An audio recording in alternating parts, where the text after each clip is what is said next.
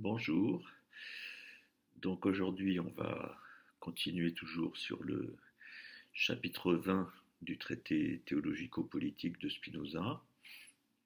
On va essayer peut-être d'avancer un tout petit peu plus vite parce que on a déjà mis en place un peu des fondations par rapport au début du chapitre. Donc je reprends d'abord la lecture où on en était. Donc Spinoza dit la chose suivante. D'abord pour conclure une argumentation. En d'autres termes, chaque individu a bien renoncé à son droit d'agir selon son propre vouloir, mais il n'a rien aliéné de son droit de raisonner ni de juger. Donc je rappelle, on l'avait déjà vu la dernière fois, distinction donc extrêmement ferme entre la liberté d'action, qui n'est plus absolue à partir du moment où l'État est constitué, et la liberté de penser, qui, elle, reste conforme à ce qu'elle est naturellement. D'où la conséquence, nous dit Spinoza, certes, nul ne saurait, sans menacer le droit de la souveraine puissance, accomplir une action contre le vouloir de celle-ci. Mais les exigences de la vie en une société organisée n'interdisent à personne de penser, de juger, et par suite de s'exprimer spontanément. À condition que chacun se contente d'exprimer ou d'enseigner sa pensée en ne faisant appel qu'aux ressources du raisonnement et s'abstienne de chercher appui sur la ruse, la colère, la haine. Enfin, à condition qu'il ne se flatte pas d'introduire la moindre mesure nouvelle dans l'État sous l'unique garantie de son propre vouloir. Et Spinoza continue par un exemple. Par exemple, admettons qu'un sujet ait montré en quoi une loi est déraisonnable et qu'il souhaite la voir abrogée. S'il prend soin en même temps de soumettre son opinion au jugement de la souveraine puissance, car celle-ci est seule en position de faire et d'abroger des lois, s'il s'abstient entre-temps de toute manifestation active d'opposition à la loi en question, il est, au titre d'excellent citoyen, digne en tout point de la reconnaissance de la communauté. Au contraire, si son intervention ne vise qu'à accuser les pouvoirs publics d'injustice et à les désigner aux passions de la foule, puis s'il s'efforce de faire abroger la loi de toute manière, ce sujet est indubitablement un perturbateur et un rebelle. Alors, c'est un passage assez décisif, puisque Spinoza, si on peut le dire comme ça, joue en quelque sorte sur deux tableaux. En un sens, pourrait-on dire, il n'est pas révolutionnaire, c'est-à-dire qu'il ne s'agit pas de la liberté d'agir contre le pouvoir institué, il s'agit simplement de la liberté de critique. Donc, autant la liberté de critique doit être sans borne, autant l'obéissance à la loi telle qu'elle existe doit être également sans exception. Et donc, ce que dit Spinoza, ce qui annonce un petit peu la suite, c'est que la liberté de penser, il faut préciser en quoi elle consiste exactement. Il nous dit à un moment donné, on doit s'appuyer uniquement sur les ressources du raisonnement. Et on ne doit point prendre appui sur la ruse, la colère, la haine. Alors, qu'est-ce qu'il veut dire par là? D'une certaine manière, on voit ici poindre l'idée du débat démocratique, c'est-à-dire que je peux absolument argumenter comme je veux par rapport aux lois telles qu'elles existent, par rapport aux institutions telles qu'elles existent. Mais je ne dois point chercher à utiliser ou à manipuler des passions qui pourraient être dangereuses pour la stabilité de l'État, c'est-à-dire en particulier la ruse, la colère, la haine. Et donc on retrouve toujours cette distinction importante, c'est que la liberté de penser est absolue tant qu'il ne s'agit que de penser. Par contre, évidemment, si cette liberté de penser encourage des actes séditieux, des actes de rébellion, à ce moment-là, elle ne doit pas être autorisée. Alors évidemment, là il y a une discussion qui était à introduire, puisque on voit bien que Spinoza ici critiquerait, même si l'expression n'est pas dans le texte, il critiquerait ce qu'on appelle la désobéissance civile, c'est-à-dire le fait de désobéir à une loi pour dénoncer une injustice, et donc le fait de désobéir en le clamant publiquement. Alors j'avoue que c'est un problème compliqué parce que on peut en un sens défendre ce que dit Spinoza à une condition. C'est qu'évidemment, le fait de ne jamais remettre en question l'obéissance et le fait d'avoir la liberté de critique, ça fonctionne bien, mais à une condition. Ça fonctionne bien à condition que la liberté de critique puisse éventuellement déboucher sur une modification de la loi. C'est-à-dire que si la liberté d'expression existe, mais que jamais elle ne permet de changer quoi que ce soit au contenu des lois, à ce moment-là, la position devient intenable. Ce qui fait qu'il me semble, j'espère ne pas surinterpréter le texte en disant cela, mais il me semble que ce que dit Spinoza est valable dans le cadre d'une démocratie surtout qui fonctionne bien, c'est-à-dire dans le cadre d'un système politique qui tient compte de la liberté d'opinion et de critique et d'expression. Parce qu'évidemment, si on peut critiquer, mais qu'on obéit et que notre critique ne reste dans le vide, d'une certaine manière, on pourrait le dire comme ça, à ce moment-là, ça ne fonctionne plus. C'est pour ça que si on prend des exemples un peu extrêmes, on pourrait se demander, par exemple, ce que dirait Spinoza dans le cas d'un système politique qui nous oblige à faire des choses manifestement violentes, contre nature, dangereuses pour autrui, c'est-à-dire des choses que, d'une certaine manière, notre raison n'accepterait pas d'effectuer. Alors c'est vrai que là, ça pose un problème. Ça pose un problème puisque à un moment donné, on peut estimer que on ne peut pas nous obliger à faire absolument n'importe quoi.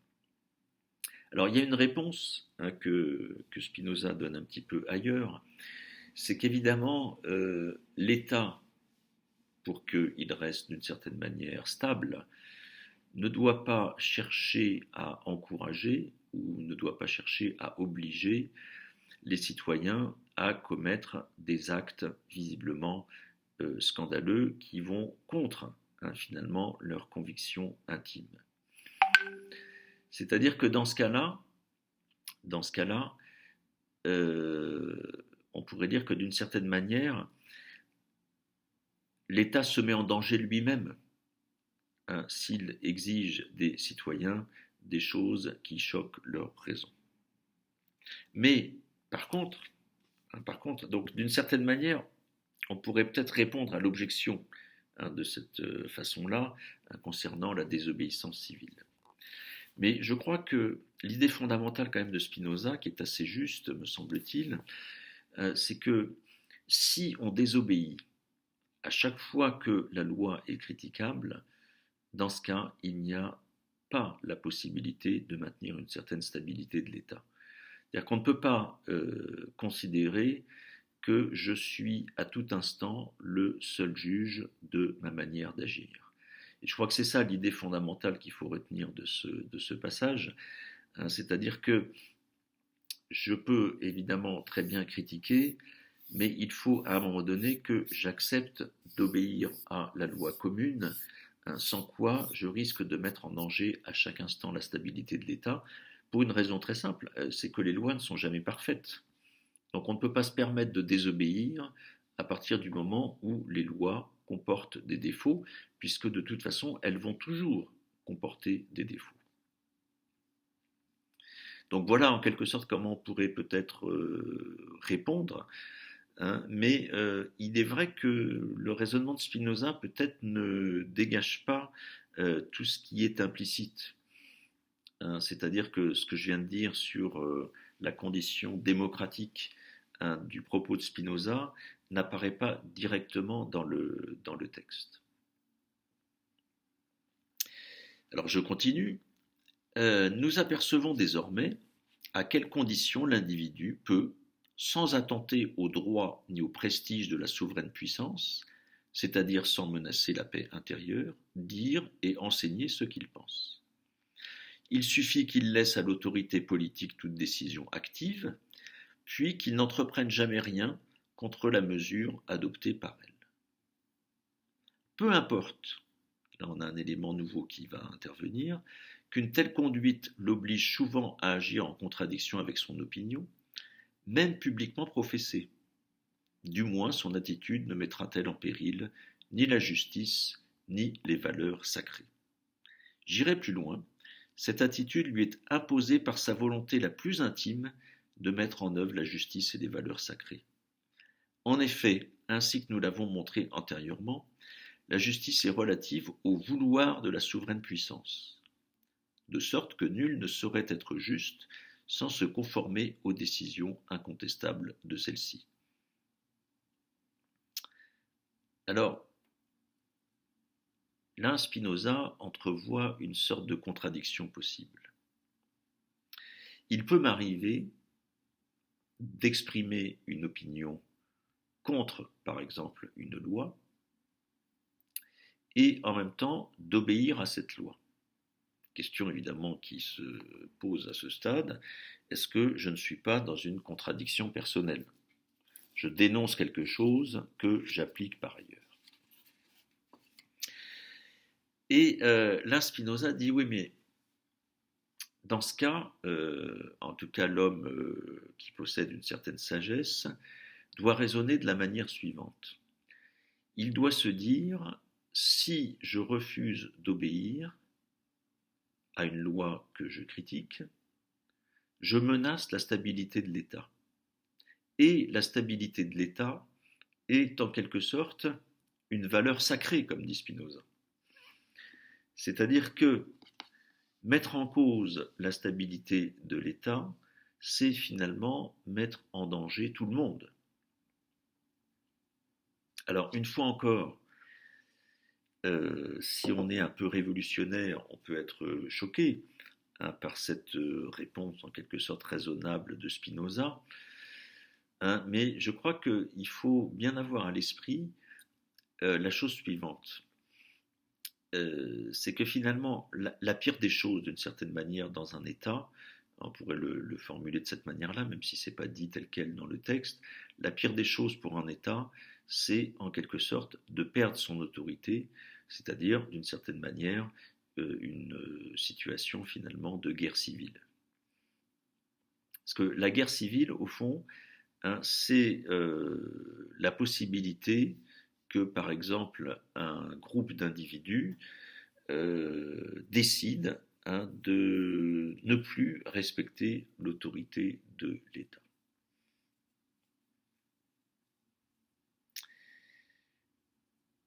Alors, on retombe toujours sur ce même problème, hein, qui est le problème de la désobéissance civile, hein, c'est-à-dire qu'évidemment, mais peut-être aussi c'est une question de contexte, euh, Spinoza, d'une certaine manière, considère que la stabilité de l'État est plus importante, hein, que l'action, hein, qui pourrait mettre en péril l'État, même si c'est au nom de la justice. Et alors là, je referai un petit peu la réponse de tout à l'heure, hein, c'est-à-dire que tout ce que dit Spinoza repose, à mon avis, sur une condition, hein, et la condition est la suivante, c'est qu'il faut que la liberté d'opinion et de critique puisse avoir un effet. Et je crois que là, il y a une définition en quelque sorte de la démocratie qui est supposée. Parce que finalement, la démocratie, ça fonctionne à une condition, c'est qu'on puisse débattre librement, mais également à condition que ce débat débouche sur des conséquences concrètes. On pourrait actualiser d'ailleurs cette problématique, puisque un des soucis que l'on peut avoir dans notre société dite démocratique, c'est que bien souvent, la liberté d'expression n'a pas d'effet. C'est-à-dire qu'on peut critiquer, on peut râler, on peut protester, mais finalement, la démocratie, ce n'est pas seulement cela. La démocratie, ce n'est pas seulement la liberté d'opinion. La démocratie, c'est faire en sorte que le conflit d'opinion ou le conflit dans l'expression des opinions puisse avoir des conséquences sur notre manière d'agir et en particulier sur les lois. Donc évidemment, des institutions démocratiques sont des institutions qui doivent permettre, qui doivent faire en sorte que la critique ait un effet réel. Et ensuite, Spinoza, dans ce passage, aborde la question de la pratique religieuse. Et Spinoza donc dit la chose suivante. Quant à la pratique la plus élevée du culte religieux, elle doit respecter la paix et la tranquillité intérieure. Or, dans l'intérêt de la conservation de la communauté publique, il est impossible que chacun se mette à vivre à sa fantaisie. Tout sujet qui voudrait accomplir une action contraire au vouloir de la souveraine puissance régnant en son pays manquerait donc au devoir de la ferveur inspirée, puisque la ruine de l'État résulterait nécessairement d'une généralisation de son attitude. Je m'exprimerai en termes encore plus nets. Nul ne saurait agir contrairement à la décision ni à la discipline de la raison en agissant conformément aux édits de la souveraine puissance. N'est-ce pas à partir d'une conviction raisonnable que les hommes ont pris la résolution de transférer à une personne publique leur droit de vivre chacun selon sa fantaisie? La simple expérience quotidienne nous fournit ici une confirmation supplémentaire. Dans les assemblées, qu'il s'agisse de l'organisme souverain lui-même ou d'un simple corps administratif subalterne, on ne voit pas souvent une opinion rallier l'unanimité des suffrages. Cependant, tout projet adopté exprime le vouloir général, c'est-à-dire des membres de l'Assemblée qui ont voté contre, comme de ceux qui ont voté pour. Donc, ce qui découle de ce passage, c'est donc l'idée suivante, c'est qu'au fond, il y a toujours des désaccords. Il est impossible, il est en quelque sorte contre nature, de supposer qu'à un moment donné, on ait un consensus à l'unanimité, en particulier dans un système démocratique. Et donc, il faut faire avec le désaccord ou les désaccords inévitables. Ce qui veut dire quoi? Ce qui veut dire que lors d'une élection, la majorité qui l'emporte, donc l'emporte sur une ou des minorités, et les minorités doivent considérer que l'élection, elle entraîne le devoir d'obéir, même si je n'ai pas voté en ce sens. Alors là, on pourrait peut-être introduire des éléments un peu d'actualité. C'est qu'évidemment, le risque pour un système démocratique, et c'est un risque bien réel que l'on connaît, au fond, lors d'une élection, le risque, c'est l'abstention massive. Parce que voter contre, par exemple, une décision, lors d'un référendum, supposons, voter contre, c'est accepter le jeu électoral et la loi de la majorité. Donc quand je vote contre une décision, une proposition, si je suis dans la minorité, j'accepte de plein gré d'obéir à la loi de la majorité, puisque je considère que ce que je pense, finalement, pourrait être appliqué, ce que je pense pourrait être appliqué devrait emporter l'adhésion de la majorité. Alors que l'abstention massive, c'est quelque part, alors évidemment on peut interpréter cela de la manière différente, mais ça peut être interprété comme une manière de se mettre hors jeu. Et donc évidemment le problème c'est que si je n'acceptais pas le jeu de la loi de la majorité, d'une certaine manière, je refuse d'accorder une légitimité à la puissance publique. Et donc évidemment, c'est une situation qui est un peu une situation de crise. Alors pour résumer ce long passage qu'on a lu par petits bouts, là, on voit bien que l'idée centrale est très simple. L'idée centrale, c'est penser ce que vous voulez, exprimer ce que vous voulez, mais obéissez. Si on le dit de manière très brutale, c'est ça finalement l'idée centrale du passage. Il est toujours raisonnable d'obéir, il est toujours déraisonnable de désobéir quand on critique. Alors là, il y a une sorte de réalisme de la part de Spinoza. On pourrait dire qu'il y a une sorte de calcul. C'est-à-dire qu'évidemment, là, de la manière dont je viens de le dire, on pourrait être un peu inquiet, parce que l'obéissance sans discussion, ou plutôt l'obéissance même quand on discute, ça serait plus juste de le dire comme ça, l'obéissance même quand on dispute, quand on n'est pas d'accord, cette obéissance, elle est un peu choquante pour nous, évidemment, parce que nous sommes peut-être bien davantage qu'à l'époque de Spinoza, nous avons en nous un certain nombre de principes démocratiques et nous considérons finalement que la liberté de jugement et la liberté d'action personnelle sont des valeurs absolument essentielles. Donc cet appel à l'obéissance absolue, je pense, choque notre conscience spontanée. Mais si on essaye, en tout cas, de défendre un petit peu la position de Spinoza, ce qu'il veut dire finalement, c'est que ce qui est central pour qu'une société existe de manière à peu près sereine, ce qui est central, c'est l'acceptation d'un pacte. L'acceptation d'un pacte, et ce pacte, c'est celui qui consiste à dire je perds ma liberté absolue d'action et je m'en réfère à l'État concernant cette liberté d'action. Donc, pas de désobéissance, parce que la désobéissance, finalement, en termes d'action, elle consisterait à remettre en cause le pacte fondamental.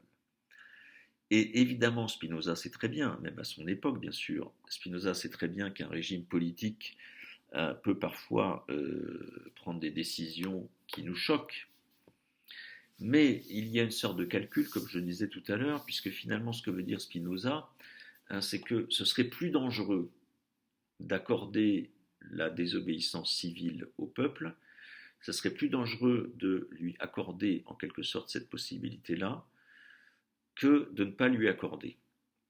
Même si je pense que Spinoza a parfaitement conscience qu'il y a des situations limites, c'est-à-dire des situations où je risque de devoir obéir en étant parfaitement choqué par ce que l'on me demande de faire.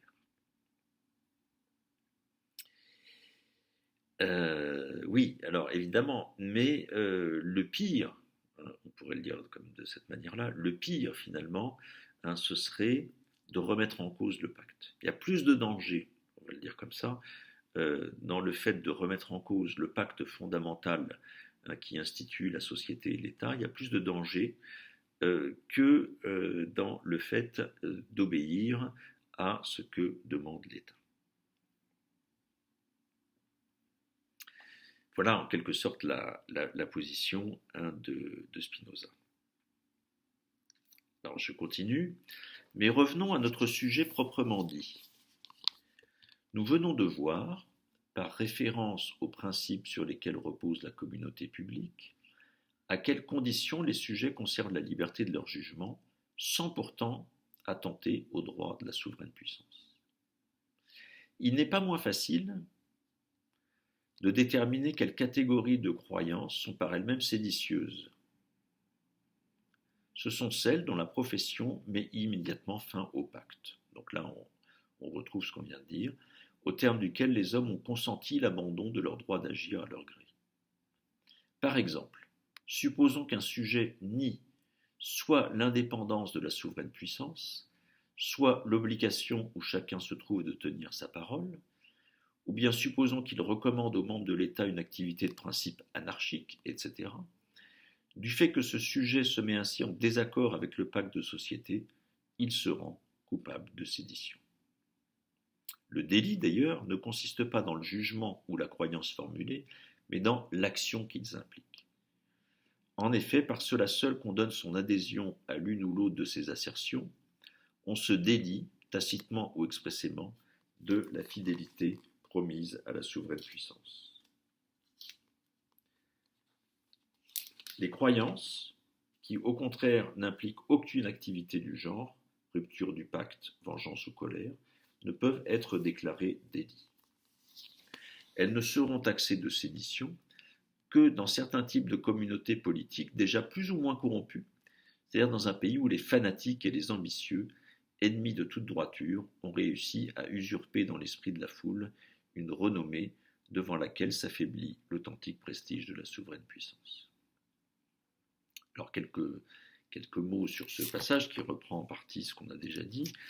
Donc évidemment, on voit que la frontière entre la liberté d'expression ou la liberté de pensée et la liberté d'action n'est pas une frontière facile à déterminer de manière stricte.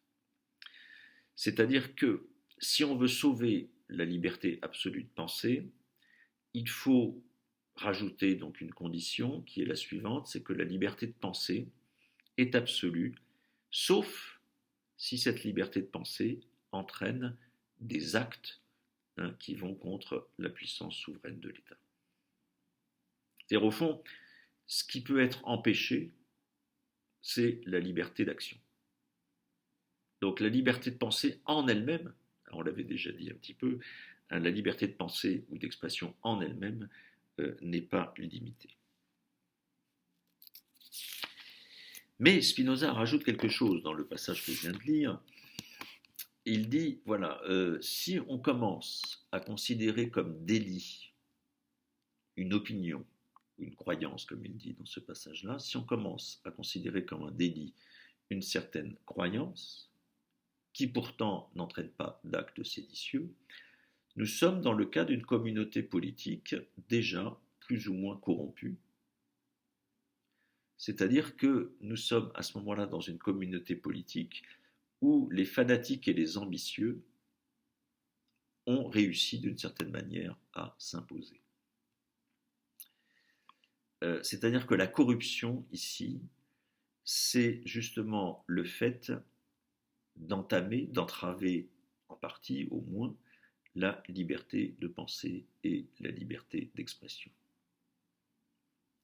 C'est-à-dire que d'une certaine manière, il y a corruption parce que le sens de l'intérêt général est perdu. Je peux être tenté, à partir du moment où j'en ai éventuellement la possibilité, de limiter la liberté de penser. Mais cette liberté de penser, si on la remet en cause, va se trouver donc dans la situation suivante, c'est qu'on ne peut plus penser et dire ce que l'on veut, et dans ce cas-là, on va favoriser un certain nombre de vices. C'est-à-dire qu'on va empêcher finalement la raison de s'exercer.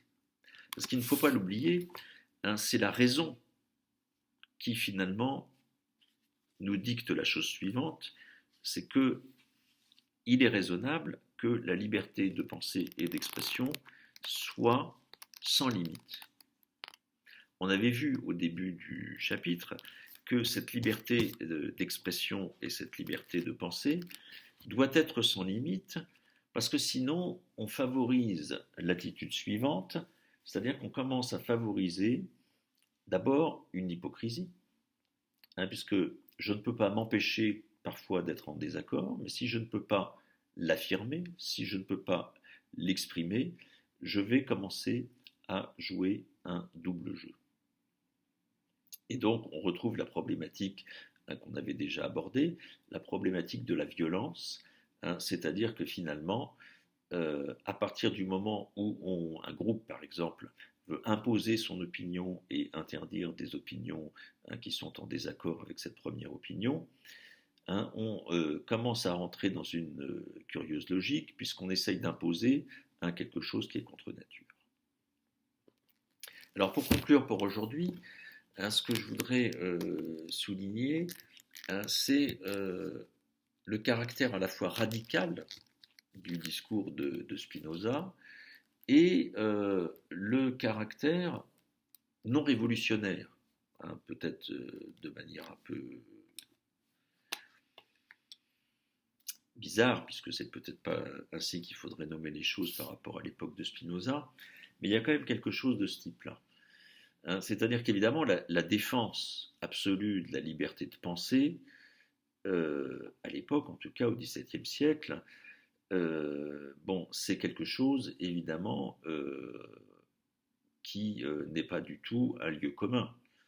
C'est-à-dire que Spinoza prend beaucoup de risques, d'une certaine manière, en défendant de manière absolue la liberté de penser et la liberté d'expression. Donc ce qui pour nous semble être dans notre système politique un peu une évidence, n'est pas du tout une évidence à l'époque de Spinoza. Mais, évidemment, par ailleurs, cette défense absolue de l'obéissance, elle nous choque beaucoup plus. Et je crois que là, finalement, la réflexion qu'on pourrait avoir, c'est une réflexion sur les bienfaits et les méfaits de l'obéissance. C'est-à-dire que obéir en critiquant, est-ce que c'est tenable ? Est-ce que c'est tenable ? Alors, je voudrais terminer sur un petit exemple. J'ai entendu une anecdote récemment, je ne sais pas si elle est exacte ou pas, mais il paraît que quelqu'un qui avait mis une banderole sur son balcon qui consistait à dire Macron criminel par rapport à la situation actuelle, apparemment cette personne est poursuivie, enfin va être convoquée ou a été convoquée, je ne sais pas, au commissariat. Bon, et paraît-il, je n'ai pas vérifié, mais ça ne change pas grand-chose à notre propos, apparemment les policiers donc, qui se sont rendus chez cette personne étaient bien embêtés. D'appliquer ou d'obéir à un ordre qu'ils considéraient quand même comme excessif et peut-être injuste. Alors c'est ça l'attitude spinoziste, finalement, c'est que j'obéis, donc je fais quelque chose qui va contre ma conviction, mais, d'une certaine manière, c'est un devoir aussi d'expliquer pourquoi je ne suis pas en accord. Et là, peut-être, ça prend une tournure un peu différente, parce qu'évidemment, surtout par rapport aux fonctionnaires, et en particulier aux fonctionnaires de police, le problème, c'est que la liberté d'expression, elle n'est pas totale. C'est-à-dire, je ne suis pas du tout sûr que le policier, par exemple, qui s'est rendu chez cette personne, s'il exprimait publiquement dans un article de journal sa critique de l'ordre auquel il a obéi, je ne suis pas sûr qu'il n'ait pas de problème. Donc vous voyez, c'est là où Spinoza, d'une certaine manière, est radical et d'une certaine manière un peu conservateur. Il y a les deux dimensions à la fois, c'est-à-dire que il faut absolument, pour qu'un régime politique ne soit pas corrompu, il faut absolument que ma liberté de parole ou de critique soit absolue. D'accord ? Ce qui n'est pas toujours le cas dans notre situation. On a même vu le problème avec les enseignants, par exemple, l'année scolaire dernière, puisque, par exemple, on a reproché à certains directeurs d'école, par exemple, si on prend cet exemple-là, de s'exprimer dans la presse contre les lois qui concernaient l'éducation, qui étaient défendues par le gouvernement. Et donc là, on pourrait dire, oui, mais là c'est pas du tout dans le sens de ce que veut dire Spinoza. Spinoza dirait au directeur d'école, vous appliquez effectivement la loi, vous appliquez ce qui a été décidé, mais par contre, vous avez le droit de vous exprimer librement, hein, de la manière critique qui vous semble la plus juste. Voilà donc pour aujourd'hui. Donc à bientôt. On avance petit à petit. Là, on a étudié à peu près la moitié du chapitre. Je vous dis donc à très bientôt et bon courage dans cette période qui n'est pas simple. Au revoir.